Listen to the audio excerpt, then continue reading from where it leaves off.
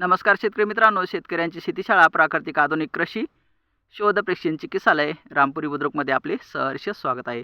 शेतकरी मित्रांनो, आज आपण आहोत आपल्या हरभऱ्याच्या प्लॉटवर आणि हरभऱ्याची आता तुर्तासच सेटिंग चालू आहे आणि याला आपण फुलविक ॲसिड दिलेला आहे।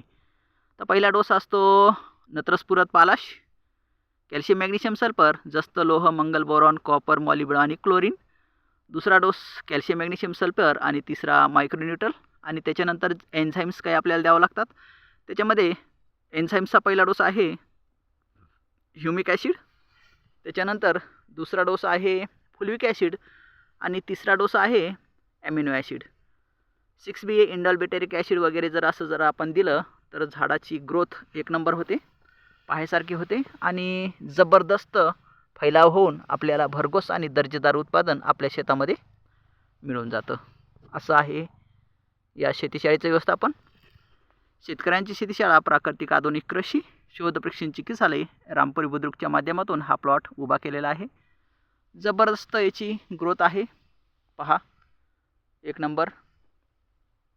प्लांट पॉप्युलेशन भरपूर आहे आणि झाडाचा घेरा पण पहा, तुम्ही पाहू शकता हे एकच झाड आहे, पहा किती फैलावले, जबरदस्त,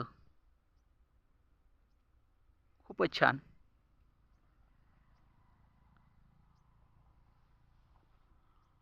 शुद्ध बीजापोटी फळे, रसाळ गोमटी, soil so of implement life, हजारो लाखो करोडो जीवो की माँ म्हणजे सॉइल।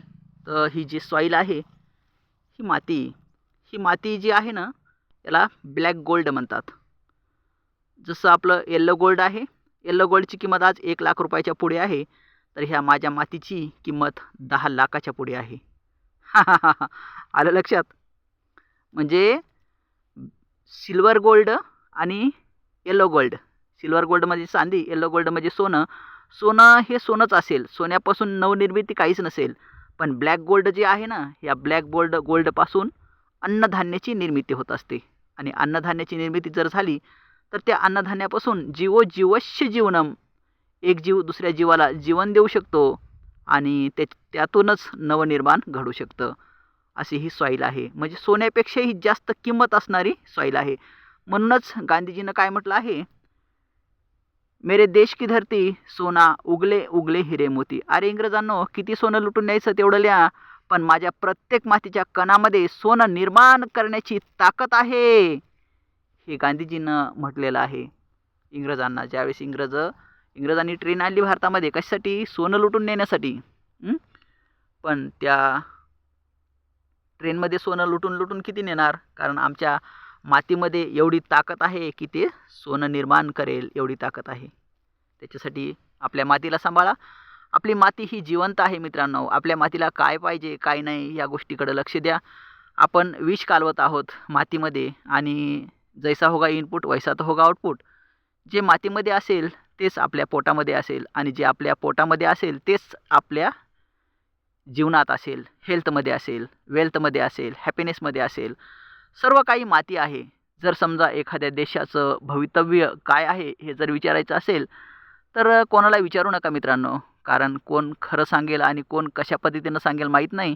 पण त्यासाठी तुम्ही त्या देशाची 4 कोपऱ्यावरली माती तपासा, असं एका सायंटिस्टनं म्हटलं। आणि ती माती जर रिच असेल, कंटेनयुक्त असेल, हेल्थयुक्त असेल, तर त्या देशाचं भविष्य पण हेल्थ, वेल्थ, हॅपीनेसनं भरलेलंच असेल, उत्कृष्ट असेल, असं त्या शास्त्रज्ञानं अनुकरण केलं आहे। म्हणजे माती जर निरोगी असेल तर देशवासी निरोगी असतील आणि देशवासी जर निरोगी असतील तरच तिथं हेल्थ, वेल्थ, हॅपीनेस नांदेल। म्हणजेच तुकाराम महाराजांनी पण म्हटलेलं आहे, गावाची भंगता येईल दशा देशा। जर समजा आपल्या गावाची स्थिती जर भंगलेली असेल तर देशाची स्थिती कशी आहे हे जाणून घेण्याची गरज नाही। आलं लक्षात? असं आहे। त्यामुळे मित्रांनो, आपल्या क्रॉपकडे लक्ष द्या, आपल्या पिकाला काय पाहिजे हे पहा, आपल्या मातीला काय पाहिजे हे पहा। ही आपली आई आहे, मातृभूमी आहे।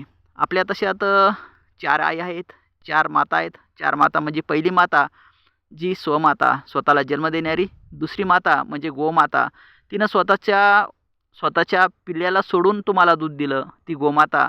तिसरी माता म्हणजे गंगा माता, जिचं तुम्ही अमृता समान पाणी पिता आणि जीवन उदरनिर्वाह पूर्ण करता, ती गंगा माता तिसरी. आणि आपली धरणी माता. धरणी माता म्हणजे आपली आई, काळी माई, काळी आई. तर ही काळी आई आपलं पोट भरत असते, आपल्या सर्वांचं उदरनिर्वाह करत असते. त्यामुळे ह्या 4 मातेला माझं कोटी कोटी वंदन, कोटी कोटी धन्यवाद त्यांनी आजपर्यंत आपल्याला जोपासलं. पहिली आई आपल्याला 6 महिने 1 वर्ष जोपासते, त्याच्यानंतर दुसरी आईच्या हवाली करते, म्हणजेच गाईच्या हवाली करते. गोमाता आपलं संगोपन सुरुवातीपासून ते म्हातारपणापर्यंत करते. तिसरी माता म्हणजे गंगा माता. गंगा माता पाणी पिल्याशिवाय आपण जगू शकत नाहीत मित्रांनो.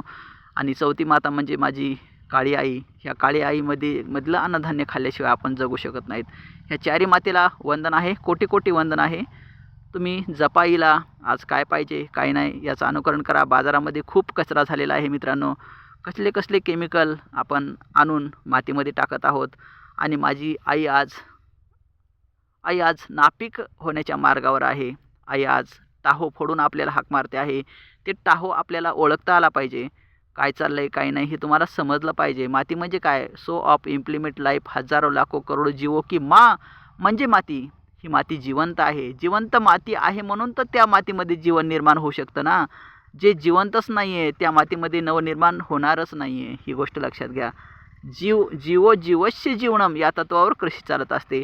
एक जीव दुसऱ्या जीवाला जीवन देत असतो. एक जीव दुसऱ्या जीवाला जीवन देत असतो. जीवो जीवस्य जीवनम या तत्वावर कृषी चालत असते.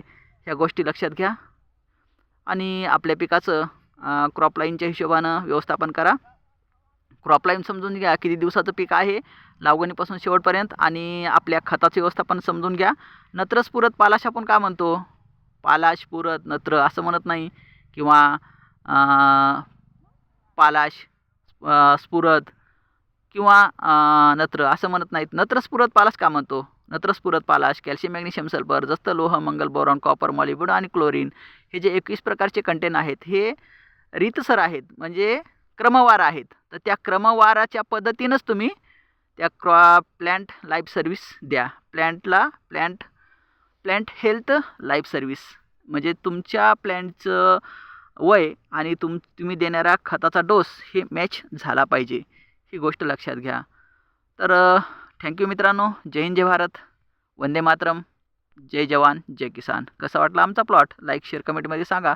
आणि आपल्याही प्लॉटमध्ये काही अडचणी असतील तर आमचा व्हॉट्सअप नंबर आहे 9623066788. या नंबरवर संपर्क साधा. आपल्या प्रश्नाचं उत्तर देण्यास आम्ही समर्थ आहोत. Wish you all the best मित्रांनो. थँक्यू.